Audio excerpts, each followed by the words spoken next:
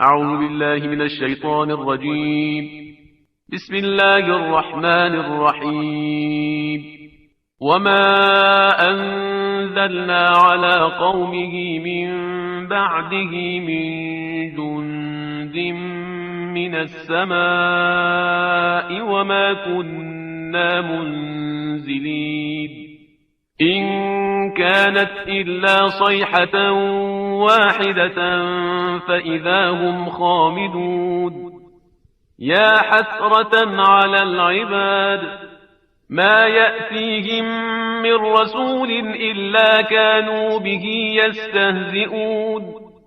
ألم يروا كم أهلكنا قبلهم من القرون أنهم إليهم لا يرجعون.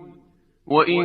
كل لما جميع لدينا محضرون. وآية لهم الأرض الميتة أحييناها وأخرجنا منها حبا فمنه يأكلون. وجعلنا فيها جنات من نخيل وأعناب وفجرنا فيها من العيون ليأكلوا من ثمره وما عملته أيديهم أفلا يشكرون.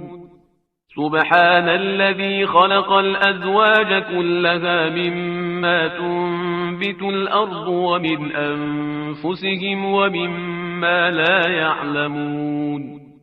وآية لهم الليل نسلخ منه النهار فإذا هم مظلمون. والشمس تجري لمستقر لها ذلك تقدير العزيز العليم. والقمر قدرناه منازل حتى عاد كالعرجون القديم. لا الشمس ينبغي لها أن تدرك القمر ولا الليل سابق النهار وكل في فلك يسبحون.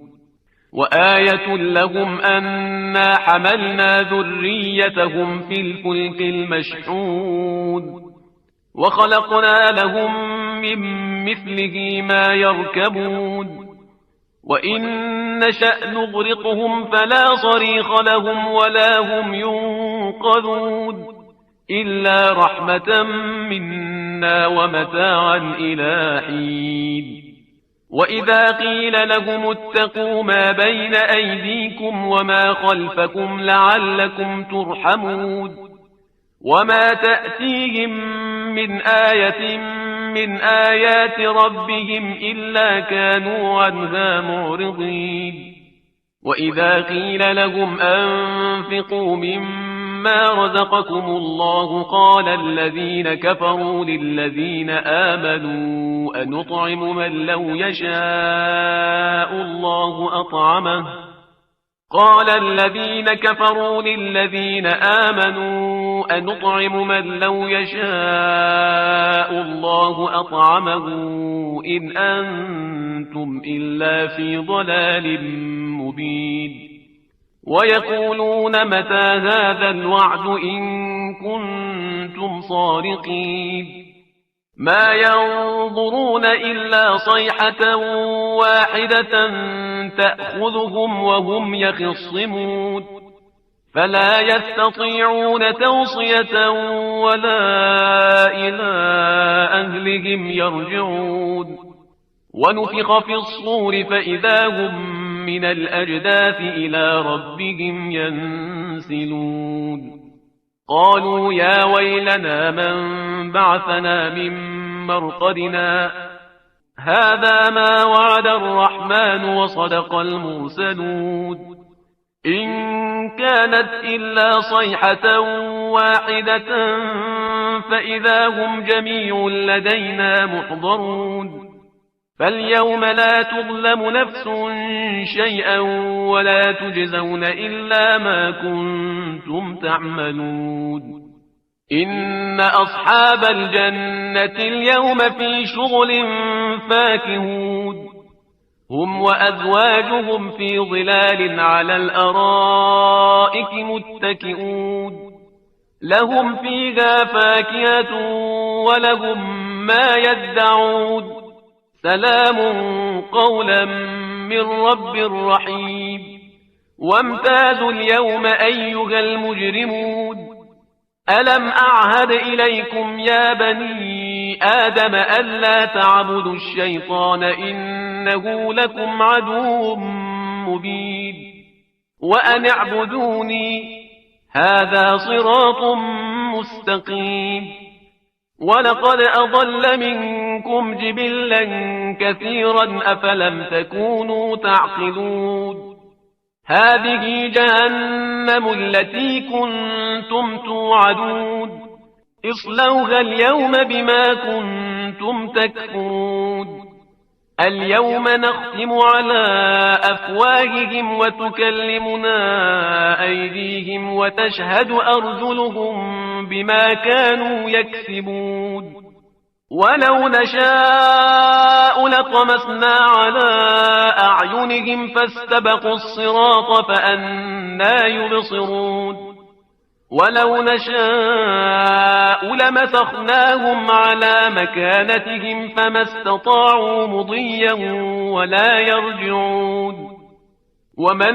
نعمره ننكسه في الخلق أفلا يعقلون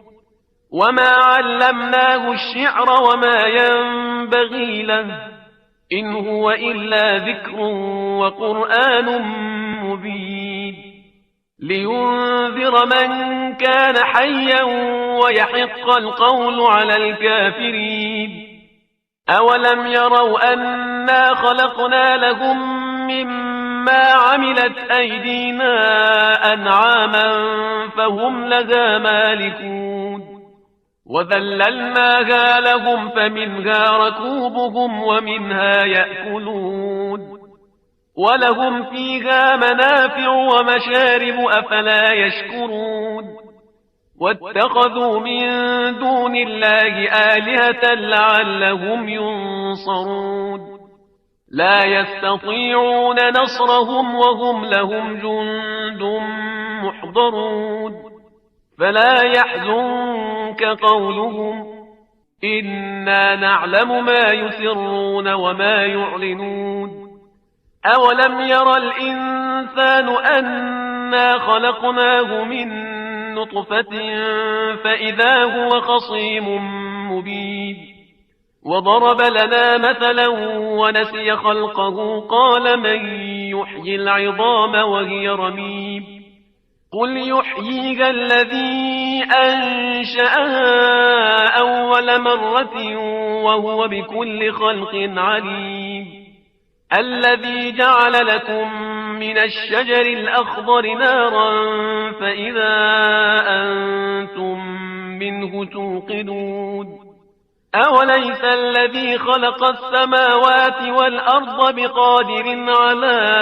أن يخلق مثلهم بلى وهو الخلاق العليم إنما أمره إذا أراد شيئا أن يقول له كن فيكون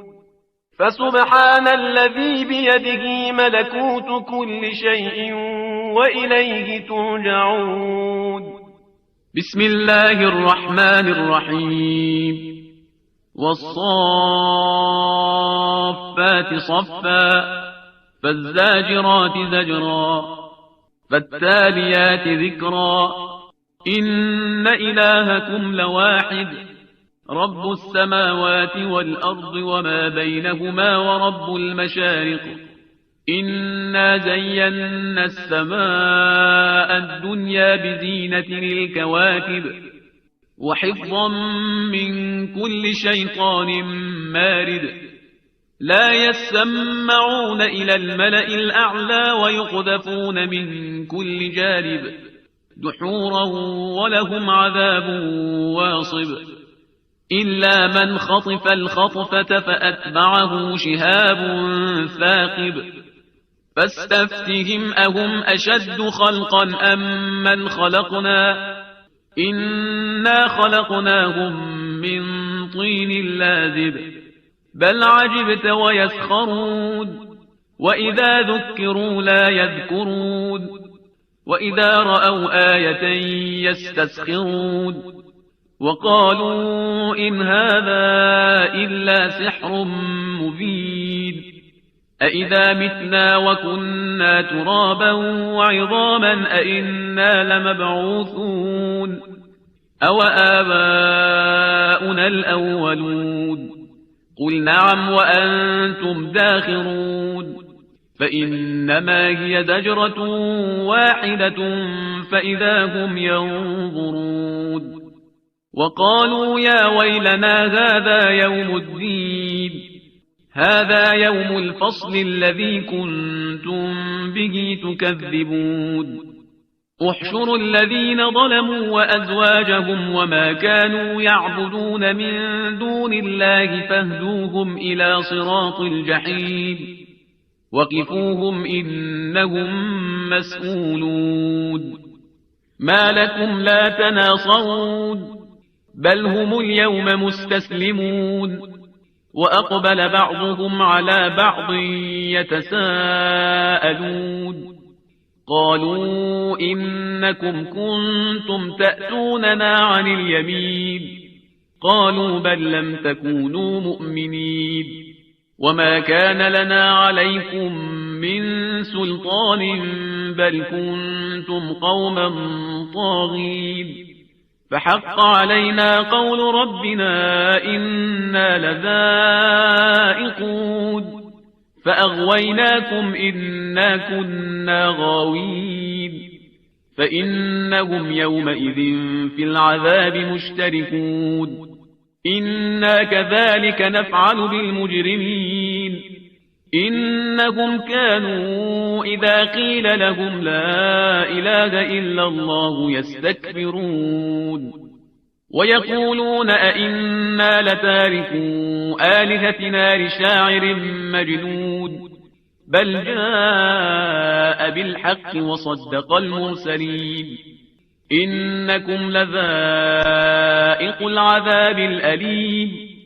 وما تجزون إلا ما كنتم تعملون إلا عباد الله المخلصين أولئك لهم رزق معلوم فواكه وهم مكرمون في جنات النعيم على سرر متقابلين يطاف عليهم بكأس من معين بيضاء لذة للشاربين لا فيها غول ولا هم عنها ينزفون وعندهم قاصرات الطرف عين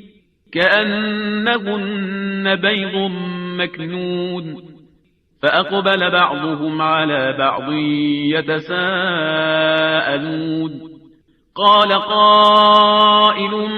منهم إني كان لي قريب يقول أئنك لمن المصدقين أئذا متنا وكنا ترابا وعظاما أئنا لمدينون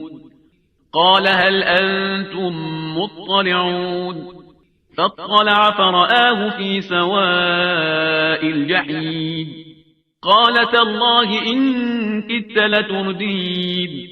ولولا نعمة ربي لكنت من المحضرين أفما نحن بميتين إلا موتتنا الأولى وما نحن بمعذبين إن هذا لهو الفوز العظيم لمثل هذا فليعمل العاملون أذلك خير نزلا أم شجرة الزقوم إنا جعلناها فتنة للظالمين إنها شجرة تخرج في أصل الجحيم طلعها كأنه رؤوس الشياطين فإنهم لآكلون منها فمالئون منها البطون ثم إن لهم عليها لشوبا من حميم ثم إن مرجعهم لإلى الجحيم إنهم ألفوا آباءهم ضالين فهم على آثارهم يهرعون ولقد ضل قبلهم أكثر الأولين ولقد أرسلنا فيهم منذرين فانظر كيف كان عاقبة المنذرين إلا عباد الله المخلصين ولقد نادانا نوح فلنعم المجيبون ونجيناه وأهله من الكرب العظيم وجعلنا ذريته هم الباقين وتركنا عليه في الآخرين سلام على نوح في العالمين إنا كذلك نجزي المحسنين إنه من عبادنا المؤمنين ثم أغرقنا الآخرين وإن من شيعته لإبراهيم إذ جاء ربه بقلب سليم إذ قال لأبيه وقومه ماذا تعبدون أئفكا آلهة دون الله تريدون فما ظنكم برب العالمين فنظر نظرة في النجوم فقال إني سقيم فتولوا عنه مدبرين فراغ إلى آلهتهم فقال ألا تأكلون ما لكم لا تنطقون فراغ عليهم ضربا باليمين فأقبلوا إليه يزفون قال أتعبدون ما تنحتون والله خلقكم وما تعملون قالوا ابنوا له بنيانا فألقوه في الجحيم فأرادوا به كيدا فجعلناهم الأسفلين وقال إني ذاهب إلى ربي سيهدين رب هب لي من الصالحين فبشرناه بغلام حليم فلما بلغ معه السعي قال يا بني إني أرى في المنام أني أذبحك فانظر ماذا ترى قال يا أبت افعل ما تؤمر ستجدني إن شاء الله من الصابرين فلما أسلما وتله للجبين وناديناه أن يا إبراهيم قد صدقت الرؤيا إنا كذلك نجزي المحسنين إن هذا لهو البلاء المبين وفديناه بذبح عظيم وتركنا عليه في الآخرين سلام على إبراهيم كذلك نجزي المحسنين إنه من عبادنا المؤمنين وبشرناه بإسحاق نبيا من الصالحين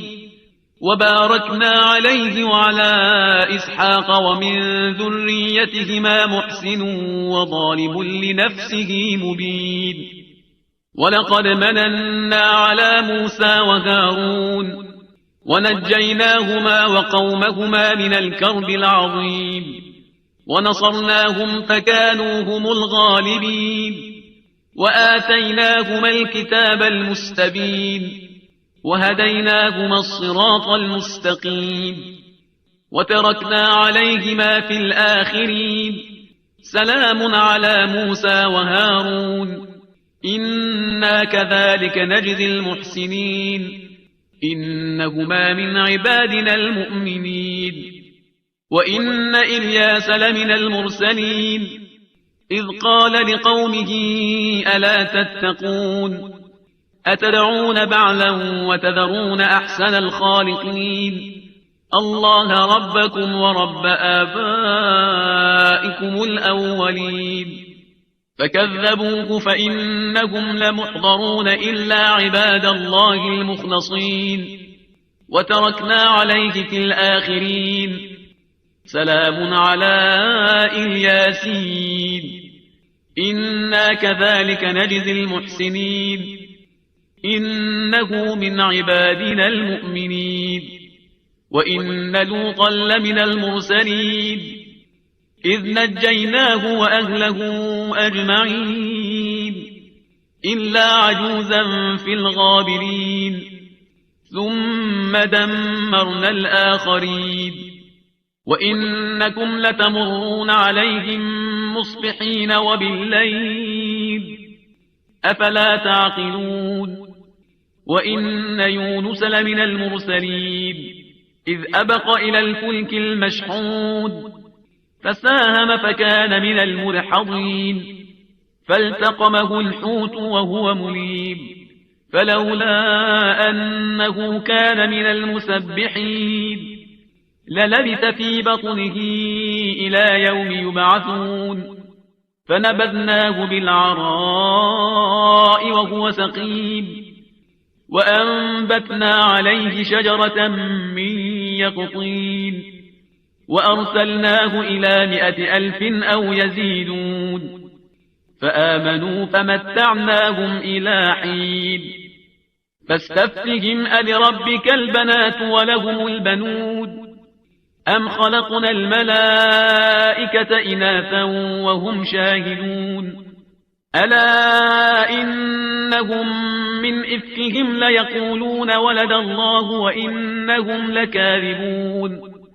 أصطفى البنات على البنين ما لكم كيف تحكمون أفلا تذكرون أم لكم سلطان مبين فأتوا بكتابكم إن كنتم صادقين وجعلوا بينه وبين الجنة نسبا ولقد علمت الجنة إنهم لمحضرون سبحان الله عما يصفون إلا عباد الله المخلصين فإنكم وما تعبدون ما أنتم عليه بفاتنين إلا من هو صال الجحيم وما منا إلا له مقام معلوم وإنا لنحن الصافون وإنا لنحن المسبحون وإن كانوا ليقولون لو أن عندنا ذكرا من الأولين لكنا عباد الله المخلصين فكفروا به فسوف يعلمون ولقد سبقت كلمتنا لعبادنا المرسلين إنهم لهم المنصورون وإن جندنا لهم الغالبون فتول عنهم حتى حين وأبصرهم فسوف يبصرون أفبعذابنا يستعجلون فإذا نزل بساحتهم فساء صباح المنذرين وتول عنهم حتى حين وأبصر فسوف يبصرون سبحان ربك رب العزة عما يصفون وسلام على المرسلين والحمد لله رب العالمين بسم الله الرحمن الرحيم صاد والقرآن ذي الذكر بل الذين كفروا في عزة وشقاق كم أهلكنا من قبلهم من قرن فنادوا ولا تحين مناص وعجبوا أن جاءهم منذر منهم وقال الكافرون هذا ساحر كذاب أجعل الآلهة إلها واحدا إن هذا لشيء عجاب وانطلق الملأ منهم أن امشوا واصبروا على آلهتكم إن هذا لشيء يراد ما سمعنا بهذا في الملة الآخرة إن هذا إلا اختلاق أأنزل عليه الذكر من بيننا بل هم في شك من ذكري بل لما يذوقوا عذاب أم عندهم خزائن رحمة ربك العزيز الوهاب أم لهم ملك السماوات والأرض وما بينهما فليرتقوا في الأسباب جند ما هنالك مهزوم من الأحزاب كذبت قبلهم قوم نوح وعاد وفرعون ذو الأوتاد وثمود وقوم لوط وأصحاب الأيكة أولئك الأحزاب إن كل إلا كذب الرسل فحق عقاب وما ينظر هؤلاء إلا صيحة واحدة ما لها من فواق وقالوا ربنا عجل لنا قطنا قبل يوم الحساب اصبر على ما يقولون واذكر عبدنا داود ذا الأيد إنه أواب إنا سخرنا الجبال معه يسبحن بالعشي والإشراق والطير محشورة كل له أواب وشددنا ملكه وآتيناه الحكمة وفصل الخطاب وهل أتاك نبأ الخصم إذ تسوروا المحراب إذ دخلوا على داود ففزع منهم قالوا لا تخف خصمان بغى بعضنا على بعض فاحكم بيننا بالحق ولا تشطط واهدنا إلى سواء الصراط إن هذا أخي له 99 نعجة ولي نعجة واحدة فقال أكفلنيها وعزني في الخطاب قال لقد ظلمك بسؤال نعجتك إلى نعاجه وإن كثيرا من الخلطاء ليبغي بعضهم على بعض إلا الذين آمنوا وعملوا الصالحات وقليل ما هم وظن داود أنما فتناه فاستغفر ربه وخر راكعا وأناب فغفرنا له ذلك وإن له عندنا لزلفى وحسن مآب يا داود إنا جعلناك خليفة في الأرض فاحكم بين الناس بالحق ولا تتبع الهوى فيضلك عن سبيل الله إن الذين يضلون عن سبيل الله لهم عذاب شديد بما نسوا يوم الحساب وما خلقنا السماء والأرض وما بينهما باطلا ذلك ظن الذين كفروا فويل للذين كفروا من النار أم نجعل الذين آمنوا وعملوا الصالحات كالمفسدين في الأرض أم نجعل المتقين كالفجار كتاب أنزلناه إليك مبارك ليدبروا آياته وليتذكر أولو الألباب ووهبنا لداود سليمان نعم العبد إنه أواب إذ عرض عليه بالعشي الصافنات الجياد فقال إني أحببت حب الخير عن ذكر ربي حتى توارت بالحجاب ردوها علي فطفق مسحا بالسوق والأعناق ولقد فتنا سليمان وألقينا على كرسيه جسدا ثم أناب قال رب اغفر لي وهب لي ملكا لا ينبغي لأحد من بعدي إنك أنت الوهاب فسخرنا له الريح تجري بأمره رخاء حيث أصاب والشياطين كل بناء وغواص وآخرين مقرنين في الأصفاد هذا عطاؤنا فامنن أو أمسك بغير حساب وإن له عندنا لزلفى وحسن مآب. واذكر عبدنا أيوب إذ نادى ربه أني مسني الشيطان بنصب وعذاب. اركض برجلك هذا مغتسل بارد وشراب. ووهبنا له أهله ومثلهم معهم رحمة منا وذكرى لأولي الألباب. وخذ بيدك ضغثا فاضرب به ولا تحنث إنا وجدناه صابرا نعم العبد إنه أواب. واذكر عبادنا إبراهيم وإسحاق ويعقوب أولي الأيدي والأبصار إنا أخلصناهم بخالصة ذكر الدار وإنهم عندنا لمن المصطفين الأخيار.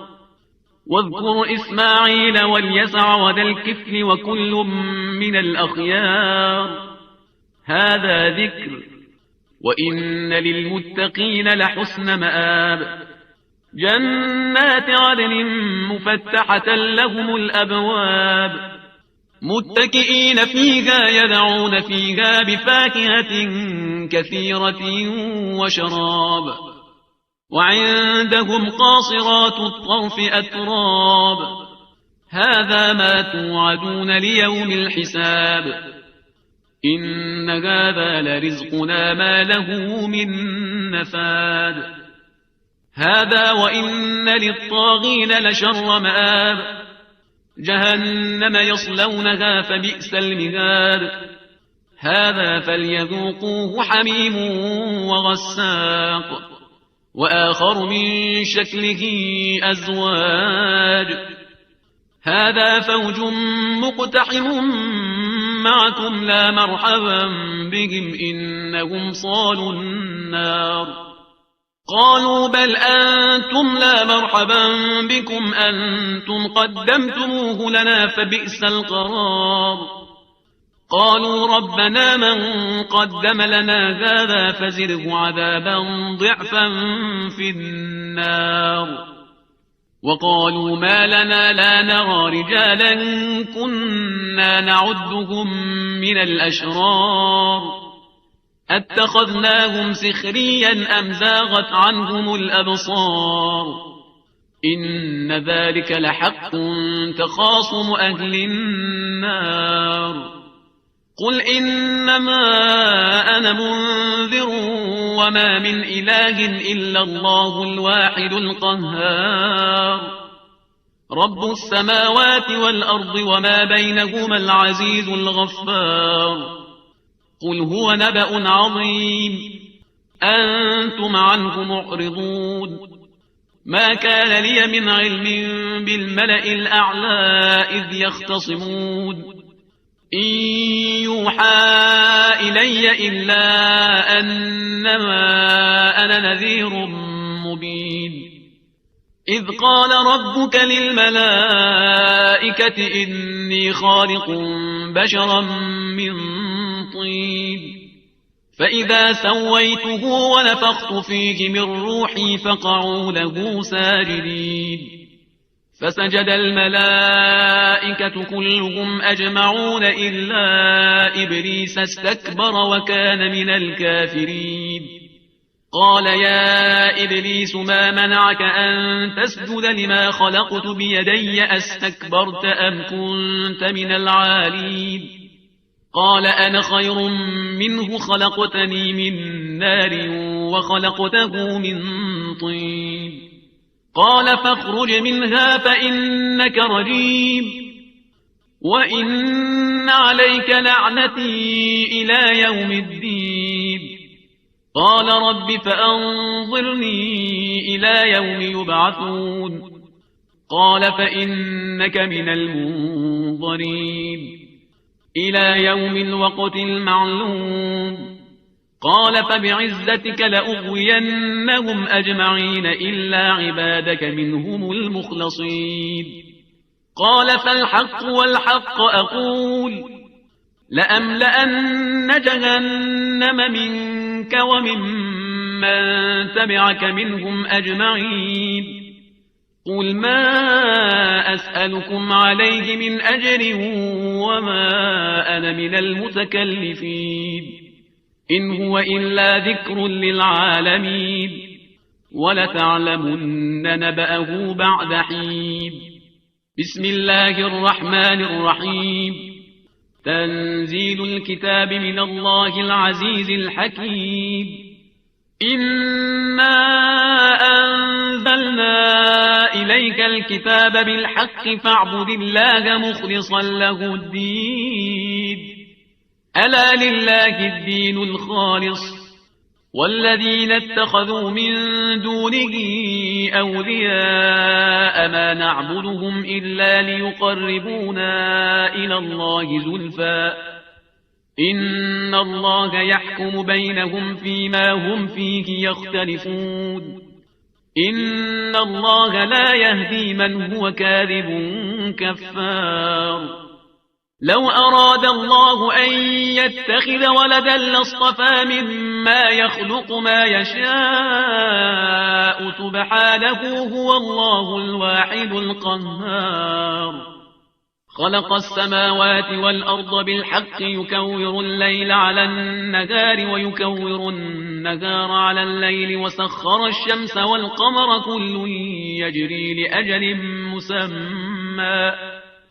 ألا هو العزيز الغفار خلقكم من نفس واحدة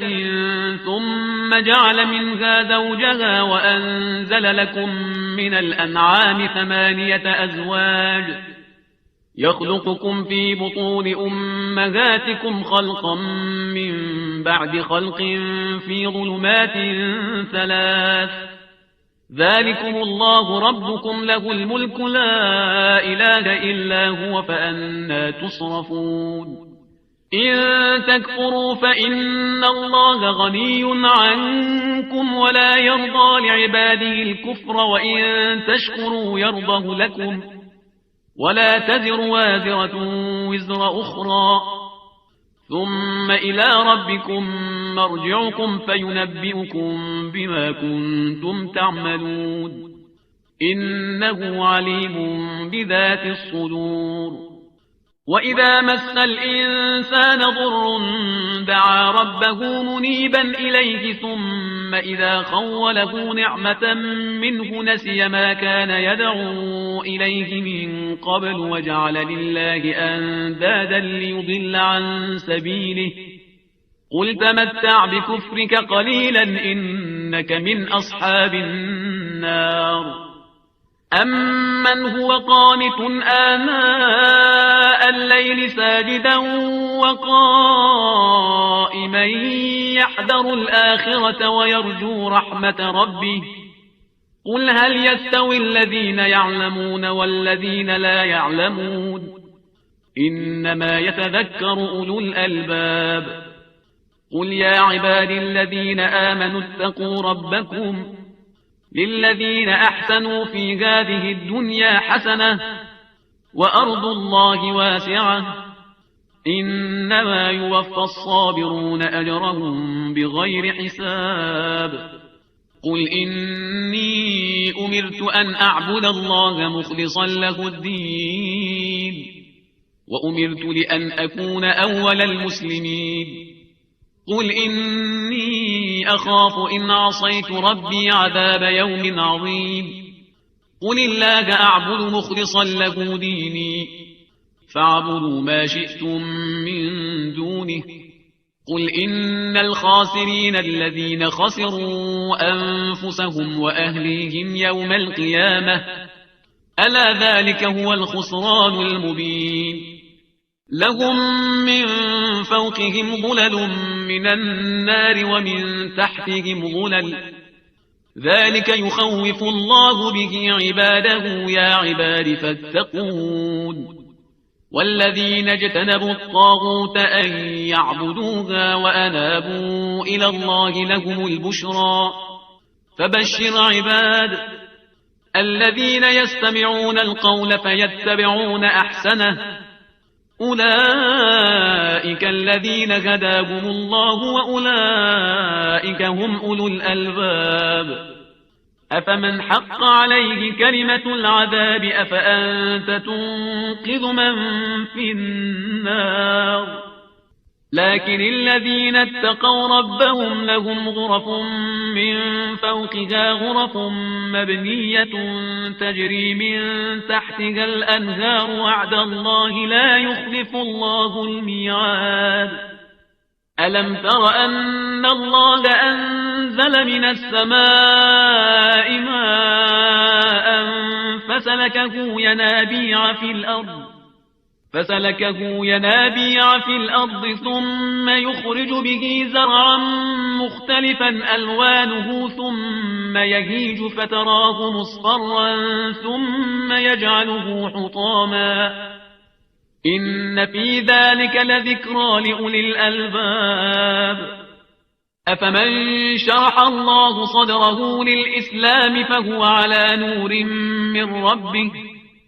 فويل للقاسية قلوبهم من ذكر الله أولئك في ضلال مبين الله نزل أحسن الحديث كتابا متشابها مثانية تقشعر منه جلود الذين يخشون ربهم ثم تلين جلودهم وقلوبهم إلى ذكر الله ذلك هدى الله يهدي به من يشاء ومن يضلل الله فما له من هاد أفمن يتقي بوجهه سوء العذاب يوم القيامة وقيل للظالمين ذوقوا ما كنتم تكسبون كذب الذين من قبلهم فأتاهم العذاب من حيث لا يشعرون فأذاقهم الله الخزي في الحياة الدنيا ولعذاب الآخرة أكبر لو كانوا يعلمون